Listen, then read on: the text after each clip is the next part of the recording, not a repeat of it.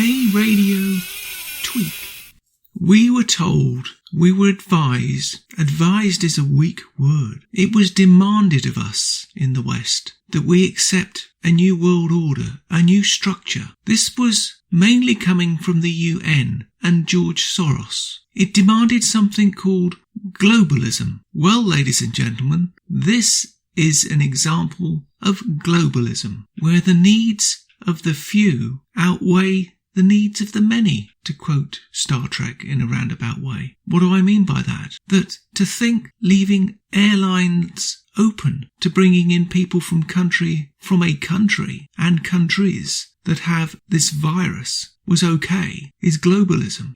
And more important than this even, which is bad enough, that countries thought it was a good idea, such as our Prime Minister in Canada, who thought it was a good idea to help the Chinese in their time of need. But it wasn't true, was it, Mr. Trudeau? Because when the United States, the most powerful country in the world by far, economically and any other way you can measure, was refused access to China for humanitarian reasons. They wanted to help. They wanted to send their CDC in there. But China denied them access. And now where are we all? Well, I'll tell you. Canada, short of masks and protective equipment, because Trudeau sent 16 tons to China, but denied access to the CDC. And the great EU, France in particular, who I've never trusted, decided they would cancel a contract with the NHS for protective equipment to protect their country first. So I ask you this, all of you out there, what has globalism done for you when you can't get the equipment